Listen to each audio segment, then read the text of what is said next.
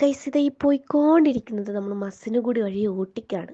അപ്പം നിങ്ങൾ വിചാരിക്കും ഇപ്പോഴാണ് മസനഗുഡിക്ക് പോകുന്നത്, അതിൻ്റെ ട്രെൻഡൊക്കെ അവസാനിച്ചു.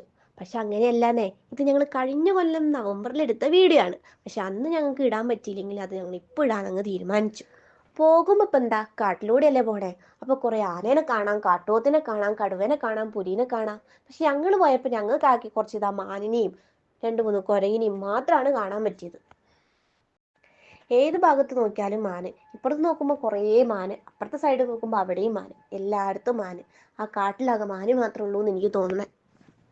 ആനേനെയും കാട്ടുപോത്തിനെയും കണ്ടില്ല. ഇപ്പം എന്താ, ഇത് ആന മറച്ചിട്ട മരം കണ്ടില്ലേ? നമ്മുടെയൊക്കെ നാട്ടിൽ റോഡ് സൈഡിലൂടെയാണ് ലൈൻ പോസ്റ്റ് ഒക്കെ വരുന്നത്. പക്ഷെ ഇവിടെ കണ്ടോ, കാടിൻ്റെ ഉള്ളിൽ കൂടി അതങ്ങ് പോകണേ. ഇതാണ് മസനഗുഡി. നമ്മുടെ നാട്ടിലെ പോലെ ഒന്നും അല്ല കേട്ടോ. ഇതാ ടൗണിൽ കൂടെ ഒക്കെ ഈ പശുവും കാളയൊക്കെ നടക്കണേ. ഈറ്റകളുടെ ഒക്കെ കൊമ്പിന്റെ ഒക്കെ ഒരു നീളെ. മുതുമലൈ ടൈഗർ റിസർവ് 5 റേഞ്ചുകളായിട്ട് തിരിച്ചിട്ടുണ്ട്. അതിലൊരു പ്രധാന റേഞ്ചാണ് മസനഗുഡി എന്ന് പറയുന്നത്.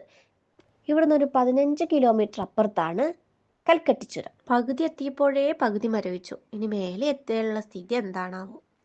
ഈ ചുരം എന്താ കയറി കഴിയാത്തതെന്ന് ഇങ്ങനെ കണ്ണേട്ടനോട് പറഞ്ഞുകൊണ്ടിരിക്കുമ്പോഴാണ് കണ്ണേട്ടൻ പറഞ്ഞത് 36 ഹെയർ പിൻ കഴിഞ്ഞാലേ മേലെ എത്തും. എന്തായാലും കുളിച്ചു, ഇനി നനഞ്ഞങ്ങ് കയറിയേക്കാം. ഇത് ഈ കാണുന്ന സാധനത്തിൻ്റെ പേരൊന്നും എനിക്കറിയില്ല. പക്ഷേ ഈ സാധനം നമ്മുടെ നാട്ടിൽ വന്നിട്ടുണ്ടെങ്കിൽ കുറേ ആക്സിഡൻറ്റ് നമുക്ക് അങ്ങ് ഒഴിവാക്കാം. ഇത് കണ്ടോ, ഇതിങ്ങനെ നീക്കുമ്പം, അതായത് നമ്മുടെ വണ്ടി തട്ടുമ്പോൾ തന്നെ അതിങ്ങനെ വണ്ടി നീങ്ങി നീങ്ങി നീങ്ങി പോകും. ഓരോരോ കണ്ടുപിടുത്തങ്ങളെ. മേലേക്ക് കയറുന്നവരും കോട ഇങ്ങനെ ഇറങ്ങി ഇറങ്ങി വരുന്നുണ്ടായിരുന്നു.